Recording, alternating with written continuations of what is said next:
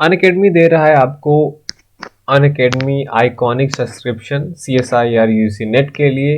S your CSIR UGC net preparation with Unacademy plus और Unacademy iconic subscription. इसमें फ़ायदा क्या है आपको, अगर आप अनअकैडमी प्लस जो है के लिए एनरोल करते हैं तो अनअकैडमी और आइकॉनिक दोनों में आपको लाइव क्लासेस मिलते हैं, टेस्ट सीरीज मिलते हैं, अनलिमिटेड प्रैक्टिस मिलते हैं, स्ट्रक्चर शेड्यूल भी आपको वहाँ पे मिलता है। अब जो आइकॉनिक को अलग बनाता है अनअकैडमी प्लस से, वो है कि आइकॉनिक में आपको पर्सनल कोच दिया जाता है, study planner and biweekly reviews आपको मिलता है, स्टडी बूस्टर सेशंस भी आपको दिया जाता है, पर्सनलाइज डाउट सॉल्विंग भी होता है, SOP एंड इंटरव्यू प्रिपरेशन भी आपको कराया जाता है, प्रिपरेटरी स्टडी मटेरियल भी आपको जो है अनअकैडमी आइकॉनिक में दिया जाता है। तो अगर आप जो है सब्सक्राइब कर रहे हैं अनअकैडमी के CSIR UGC नेट प्लान को, तो प्लस में आपको ये चीज़ें मिलेंगी जो मैंने मेंशन किया, जिस पर ग्रीन टिक है, और आइकॉनिक में आपको सारी चीज़ें मिलती हैं।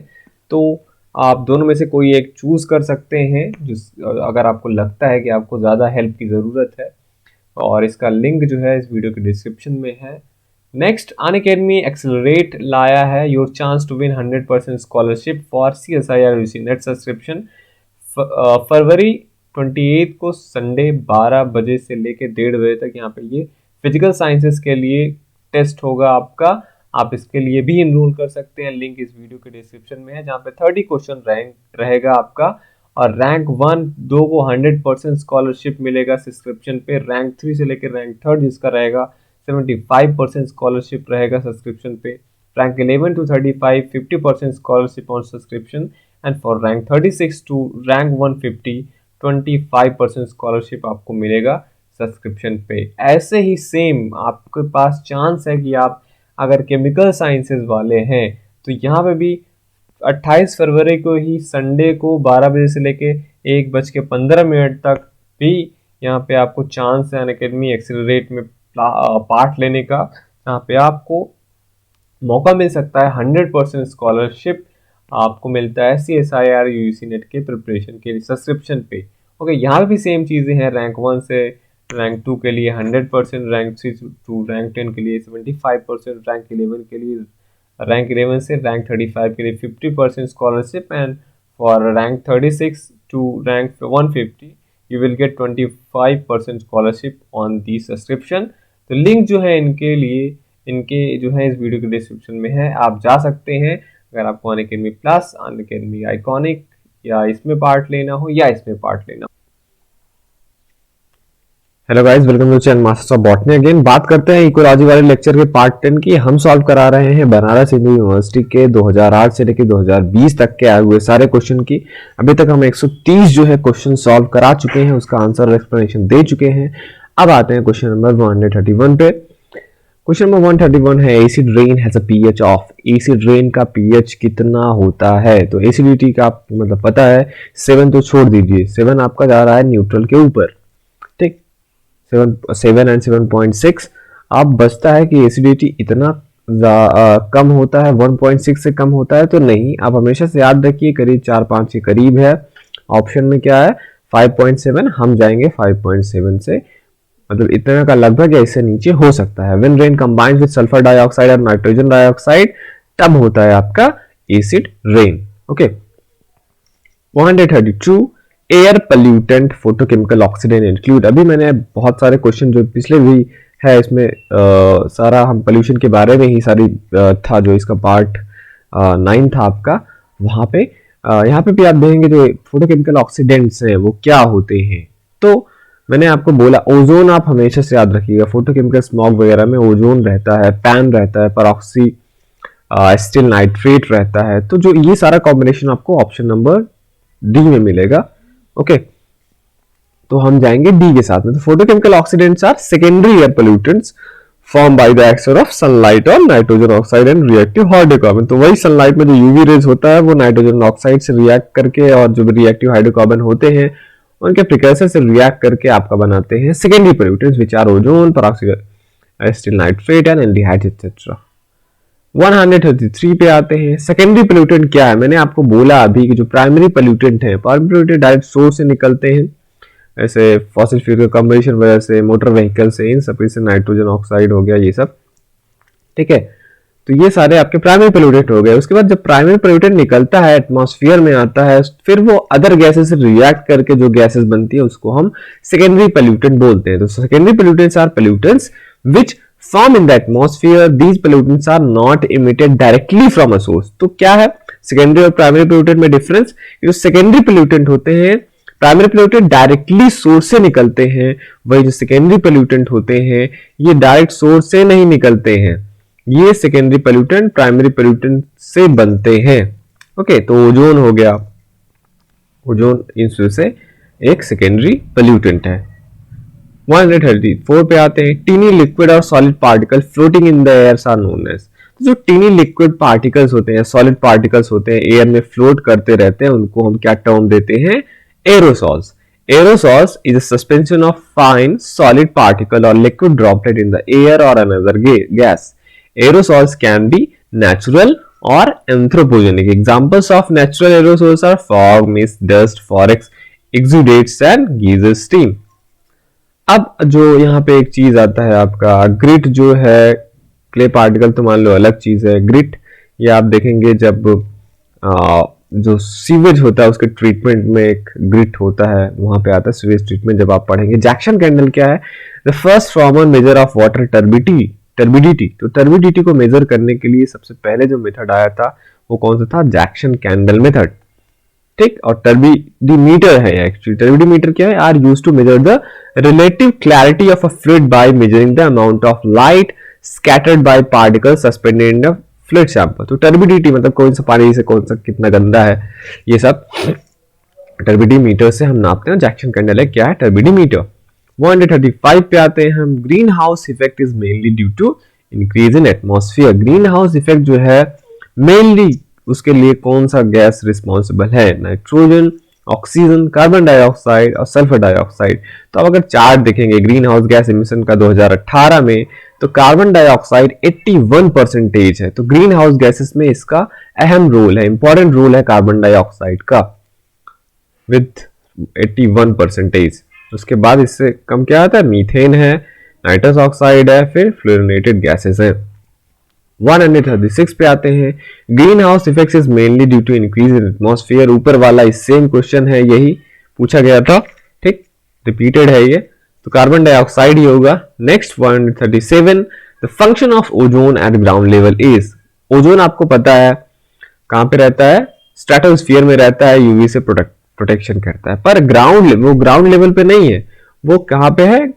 स्ट्रेटोस्फीयर में है, ठीक है, अबाउट 12 किलोमीटर हाइट पे। पर ये ग्राउंड लेवल का जो हमारे आसपास का ओजोन है वो क्या है? वो पोल्यूटेंट कहलाता है। ग्राउंड ओजोन्स आर पोल्यूटेंट, तो so they are poisonous pollutant. Ozone protect life on earth from the sun's ultraviolet radiation in the lower atmosphere, ठीक है, तो वो स्ट्रेटोस्फीयर में कहता है। वहीं लोअर एटमॉस्फेयर की अगर हम बात करें, ट्रोपोस्फीयर में near the earth surface, ozone is created by chemical reactions between air pollutant from vehicle exhaust, gasoline vapors and other emissions. So यहाँ पे क्या है? ये सेकेंडरी पोल्यूटेंट होता है ओजोन, ठीक है, तो ये क्या है? पॉइजनस पोल्यूटेंट है। 138 पे आते हैं, which of the following is not correct for PAN? PAN के लिए कौन सा चीज में से नहीं करेक्ट है? क्या इसका नाम पिरिमिडीन, फुल फॉर्म इसका पिरिमिडीन एसिटिल नाइट्रेट है। ये एक सेकेंडरी एयर पोल्यूटेंट है। ये प्रोड्यूस कैसे होता है? Action of light on hydrocarbon and nitrogen oxide या cause of hazy atmosphere around industries. तो ये सेकेंडरी एयर पोल्यूटेंट है, ये लाइट के एक्शन से हाइड्रोकार्बन और नाइट्रोजन ऑक्साइड से बनता है। ये हेजी एटमॉस्फेयर कॉज करता है इंडस्ट्रीज के चारों ओर, पर इसका फुल फॉर्म पिरिमिडिल एसिटिल नाइट्रेट नहीं है। So this statement is correct. Explanation क्या है? इसका फुल फॉर्म क्या है? परऑक्सी एसिल नाइट्रेट, न कि pyrimidyl acyl nitrate. So, peroxycyl nitrate or abbreviation form is PANS are powerful respiratory and eye irritants present in photochemical smog. They are nitrates produced in the thermal equilibrium between organic proxy radicals by the gas phase oxidation of a variety of volatile organic compound, that is VOCs, or by aldehydes and other oxygenated VOCs oxidizing in the presence of NO2. Okay, तो यही है, यही गलत था इसमें। 139 पे आते हैं, आपका which one is not correct for the biggest air pollution tragedy at Bhopal. तो भोपाल में आपको पता है गैस ट्रेजेडी हुई थी, तो उसके लिए इसमें हमें पूछा है कौन सा करेक्ट नहीं है। It occurred in December 1984, several thousands of inhabitants died, methyl isocyanate gas leaked out, it occurred in the National Cabbage Factory। तो ये सही है कि जो भोपाल डिजास्टर है, जिसको भोपाल गैस ट्रेजेडी भी बोलते हैं, was a gas leak incident on the night of 2-3 दिसंबर 1984 का हुआ है। ठीक, ये कहां हुआ था actually? Cambridge India limited UCIL pesticide plant था भोपाल में, मध्य प्रदेश में, वहां पे हुआ था। ठीक, तो बहुत सारे इसमें लोग मारे गए थे, 5 लाख से भी ज्यादा एक्सपोज हुए थे मेथिल आइसोसाइनेट गैस का। तो ये सही है कि दिसंबर 1984 की बात है, ये बहुत सारे लोग मारे गए थे, मेथिल आइसोसाइनेट ही गैस जो था लीक आउट हुआ था। लेकिन ये नेशनल कैम्ब्रिज फैक्ट्री में नहीं हुआ था, ये union carbide India limited pesticide plant में हुआ था, जो कि भोपाल में आपका है। ओके, 140 पे आते हैं। In connection with sewage purification the use of traps, hydrocyclones and settling tanks are part of which of the following steps. कह रहा है सीवेज प्यूरिफिकेशन में स्टेप आता है जहां पे हम ट्रैप्स, हाइड्रोसाइक्लोन्स और सेटलिंग टैंक लगाते हैं, और ये किस स्टेप का पार्ट है? प्राइमरी ट्रीटमेंट का, सेकेंडरी ट्रीटमेंट का, टर्शियरी ट्रीटमेंट का, या very advance treatment?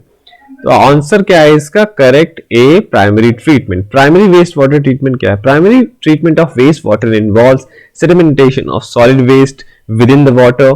This is done after filtering out larger contaminants within the water.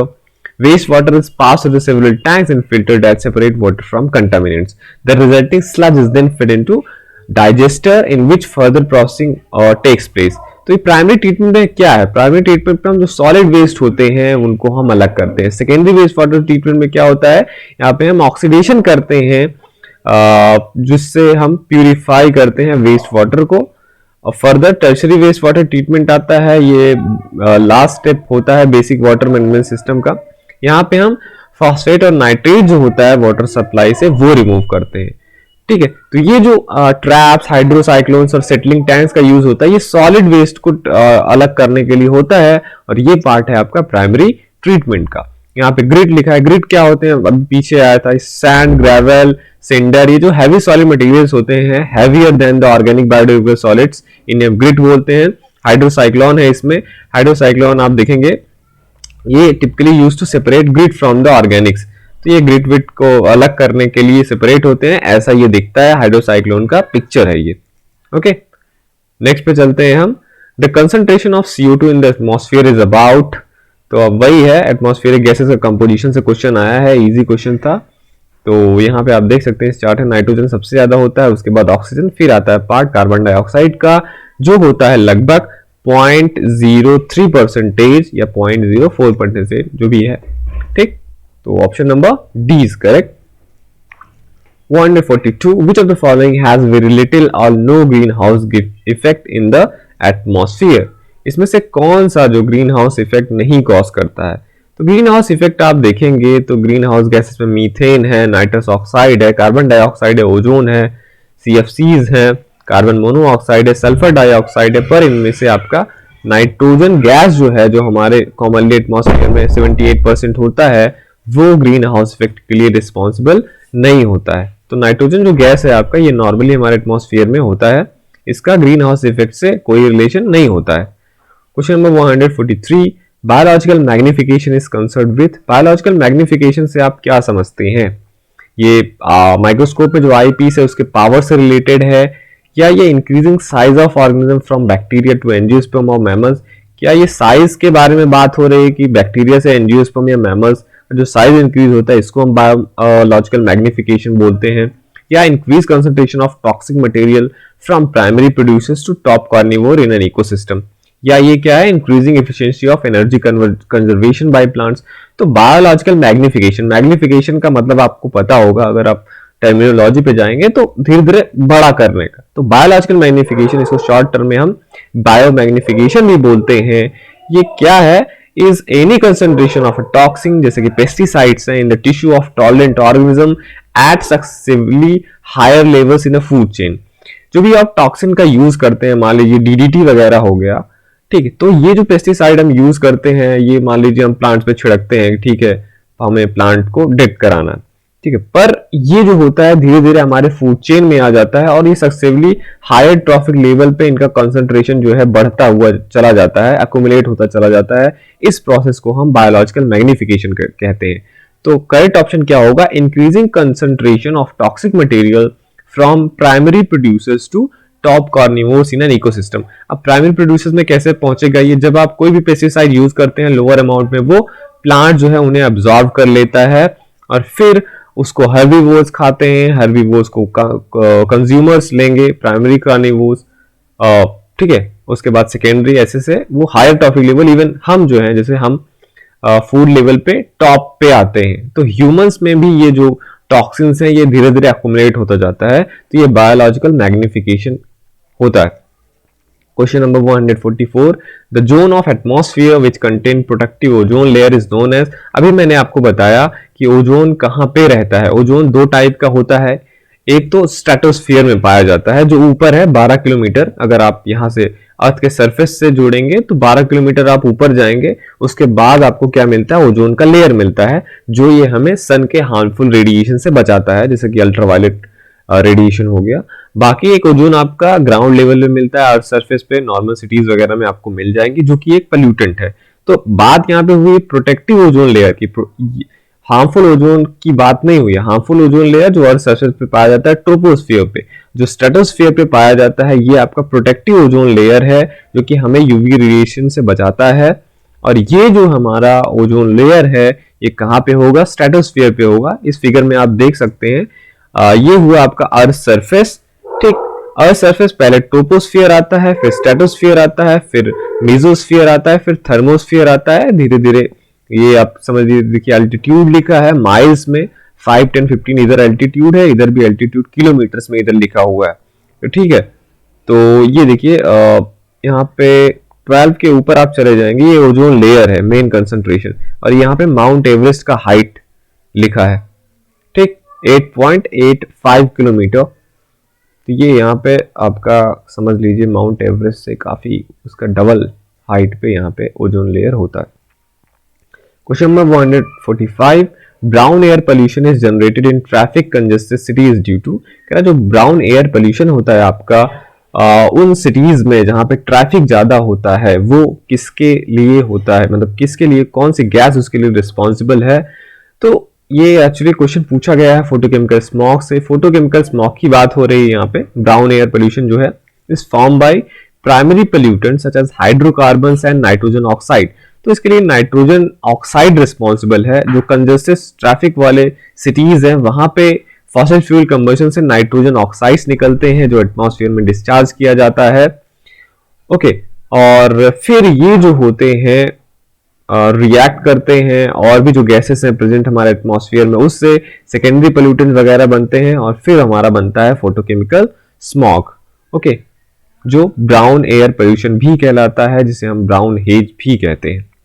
तो ये था अभी क्वेश्चन आपका क्या हो गया, 131 से लेके 145। बाकी के जो क्वेश्चन बचे हुए हैं वो भी मैं लेके आऊंगा नेक्स्ट पार्ट में। देखते रहिए आपके channel masters of botany. Thank you for watching this video.